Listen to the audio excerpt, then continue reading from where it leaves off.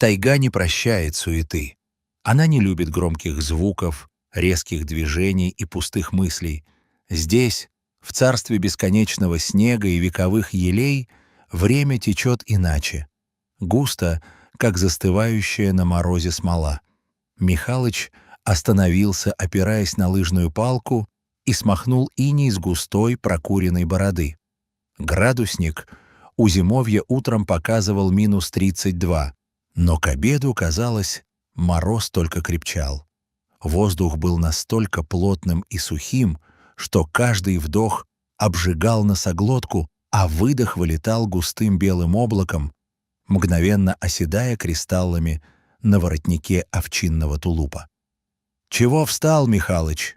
Сергей, шедший следом, тоже притормозил. Он был моложе напарника лет на 20, но в тайге возраст измеряется не годами, а пережитыми зимами. Сергей был крепким, жилистым, с цепким взглядом серых глаз. Напарники понимали друг друга с полуслова, а чаще и вовсе без слов. «Тихо!» — буркнул Михалыч, прислушиваясь. «Слышишь?» Лес стоял в оцепенении. Белое безмолвие, как писали в книжках, которые Михалыч читал в молодости. Но для таежника тишина никогда не бывает пустой. Она полна звуков. Вот треснула от напряжения старая сосна, вот прошуршал снег, осыпаясь с ветки, вот где-то далеко каркнул ворон. Но сейчас в эту гармонию вплетался чужеродный нарастающий гул. «Опять городские!» — сплюнул Сергей, поморщившись.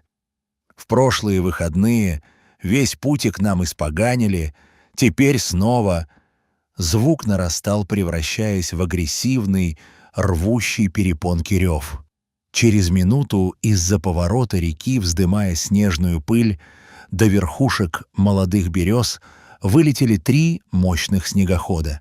Яркие, дорогие, импортные красные и желтые пятна на девственной белизне реки.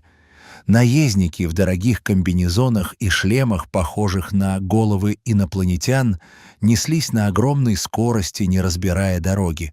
Они пронеслись мимо рыбаков метрах в 50, даже не сбавив газ. Волна снежной крошки и запах несгоревшего бензина ударили в лица таежников. «Черти!» — зло процедил Михалыч, провожая взглядом удаляющиеся огни стоп-сигналов. «Не лес, а трасса для гонок. Зверя пугают, рыбу глушат. Да им плевать, Михалыч», — отозвался Сергей, отряхиваясь. «У них денег куры не клюют. Для них тайга — это так, парк развлечений. Приехали, нагадили, уехали. А нам тут жить». Когда гул двигателей наконец стих вдали, растворившись в морозном воздухе, мужчины вернулись к работе. Они проверяли дальние лунки на щуку. Дело привычное, рутинное, но требующее внимания. Нужно было обколоть лед, проверить снасть, при необходимости заменить живца. Руки, привыкшие к холоду, работали споро, без лишних движений. Прошел час. Солнце, висевшее низко над горизонтом, начало окрашивать снег в тревожные багровые тона. Скоро стемнеет. В тайге сумерки короткие, моргнул, и уже ночь. Сергей, заканчивавший с последней лункой, вдруг замер. «Михалыч, а? Слышь, вроде скулит кто. У промоины, там, где течение сильное». «Собака», — предположил старик, нахмурившись. «Откуда здесь собака? До деревни 40 верст. Может, с теми была, со снегоходчиками? Потерялась? Пошли глянем. Только осторожно, там лед коварный. Под снегом вода может быть». Они двинулись к черному пятну полыньи, видневшемуся метрах в 100. Река в этом месте делала крутой поворот, течение подмывало лед, и вода никогда полностью не замерзала, паря даже в лютые морозы. Опасное место. Местные обходили его стороной. Чем ближе они подходили, тем отчетливее становился звук. Теперь это было похоже на хриплые всхлипы. «Смотри!» — Сергей указал рукой. У самой кромки черной ледяной воды, цепляясь передними лапами за скользкий лед, барахталось что-то рыжее. «Лиса!» — выдохнул Михалыч. «Мать честная, лиса!» Зверь увидел людей. Обычно лисица, почуяв человека за версту, исчезает бесшумной тенью. Но это не убегало. Она смотрела на них огромными, расширенными от ужаса и боли глазами. В них уже не было дикой злобы, только мольба. Ее пушистая шуба намокла, стала темной и тяжелой. На спине и боках шерсть уже схватилась ледяной коркой. Она пыталась подтянуться, скребла когтями лед, оставляя белые борозды, но что-то неумолимо тянуло ее назад, в черную бездну. «Тонет!» — крикнул Сергей, сбрасывая лыжи. «Михалыч, она сейчас уйдет! Стой!» — рявкнул старик, хватая напарника за плечо. «Куда попер? Сам ухнешь. Лед тонкий. Слышишь, как трещит?» Михалыч быстро оценил обстановку. Лиса держалась из последних сил. Еще минута, может, две, и холодная вода сделает свое дело, мышцы откажут, и течение утащит ее под лед. «Давай веревку», — скомандовал он, — «и держи меня за ноги, я по-пластунски. Держись, рыжая, держись, дуреха», — шептал он, глядя в глаза зверю. Лиса замерла. Она перестала биться, словно поняла, этот двуногий — ее единственный шанс. Она только мелко дрожала, и зубы ее выбивали дробь. Михалыч подобрался к самому краю. Лед под ним прогибался и угрожающе шипел. Вода плеснула в лицо, обжигая холодом. Он протянул руку, сняв варежку, чтобы лучше чувствовать захват. «Ну, иди сюда». Он изловчился и схватил лису за шкирку, как щенка. «Есть! Тащи, Серега!» Сергей, уперевшись ногами в торосы, потянул напарника назад. Михалыч рывком попытался выдернуть зверя из воды. И тут случилось странное. Лиса не поддавалась. Она была неестественно, чудовищно тяжелой. Словно это была не лисица весом в 5-6 килограммов, а мешок с цементом. «Что за черт?» — прохрипел Михалыч, чувствуя, как трещат сухожилия. «Серега!» — она зацепилась, или... «Твою мать! Тяни сильнее!» Вдвоем с натужным рычанием, рискуя проломить лед, они выволокли мокрого зверя на твердую поверхность. Лиса упала тряпкой, не пытаясь бежать. Она лежала на боку, судорожно хватая пастью воздух. Михалыч, отряхивая мокрые рукава, подошел ближе. На белом снегу, под задней лапой спасенного зверя, лежала причина, по которой здоровая, сильная лисица оказалась в воде.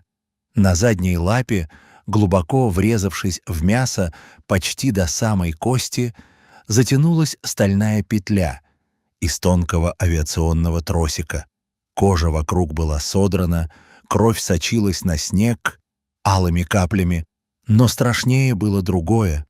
К другому концу тросика, длиной 1,5 метра, был привязан увесистый ржавый тракторный трак, звено гусеницы, килограммов 8 мертвого железа.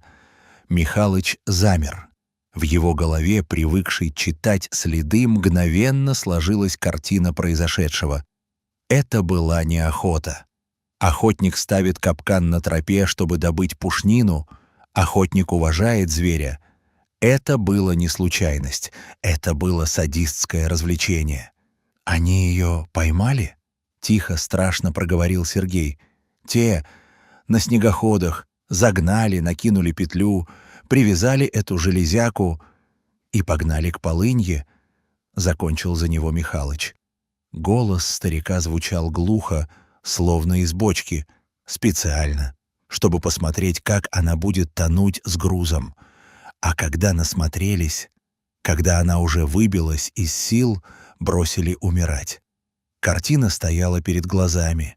Ревущие машины, гогочущие пьяные мужики, обезумевший от ужаса зверь, которого гонят к черной воде, И этот трак, волочащийся сзади, не дающий убежать, тянущий на дно. Это было нарушение всех законов, и людских, и божьих, и, главное, законов тайги. Здесь убивают ради еды или ради защиты, но мучить живую душу ради забавы. Увиденное заставило суровых мужиков, повидавших на своем веку и браконьеров, и беглых уголовников, и медведей-шатунов, стиснуть зубы до скрипа. Желваки на скулах Михалыча заходили ходуном. Михалыч молча достал из кармана плоскогубцы-кусачки, которые всегда носил с собой для правки крючков. Он опустился на колени перед зверем. «Тихо, маленькая, тихо. Сейчас...»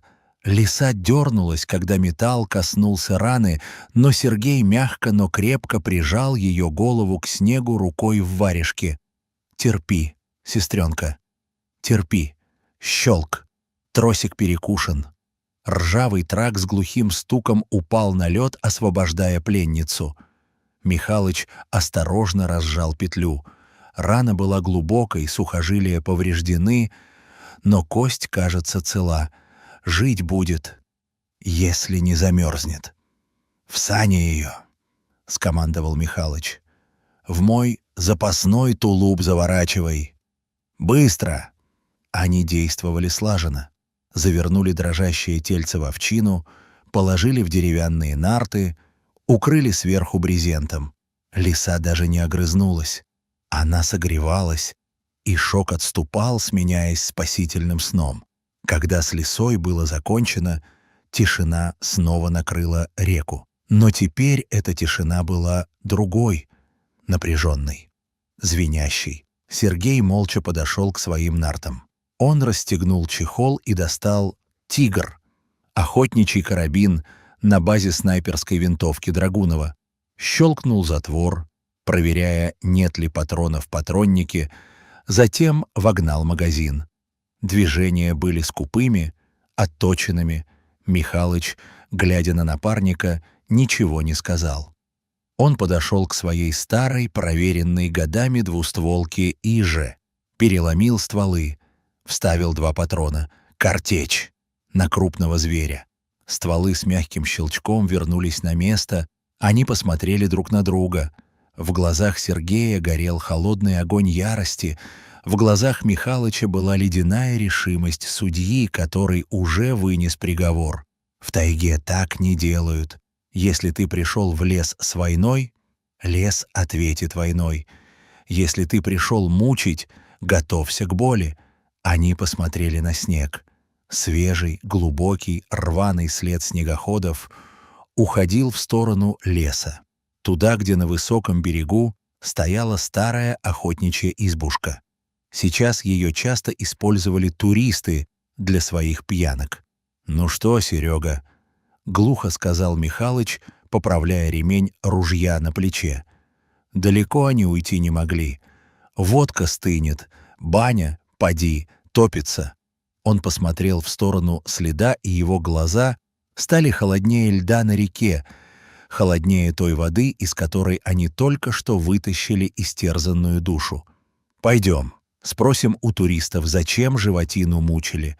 Тайга, она ведь все видит и за все спрашивает». Сергей кивнул. «Спросим, Михалыч, обязательно спросим. И про петлю, и про трак. Пусть расскажут». Они встали на широкие охотничьи лыжи, подбитые камусом, чтобы не скользили назад. 2 фигуры, серые на белом фоне, двинулись по следу снегоходов. Они шли не быстро, но неотвратимо, как сама судьба. Снегоход быстрее лыжника, но в тайге скорость сыгат-дясорис не главное. Главное — знать, куда идешь и зачем. Солнце окончательно скрылось за верхушками елей. Тени удлинились, стали синими, густыми. Мороз крепчал, деревья трещали, словно выстрелы. В избушке на том берегу, наверное, сейчас тепло. Играет музыка, и пьяные голоса обсуждают удачную шутку с лисой. Они не знают, что шутка закончилась. Они не знают, что к ним уже идут те, кто хранит этот лес. В этот вечер в лесу будет жарко. И дело вовсе не в натопленной печи. Дорогие друзья, в тайге, как и в жизни, главное — оставаться человеком. Если эта история тронула вас, ставьте лайк этому видео.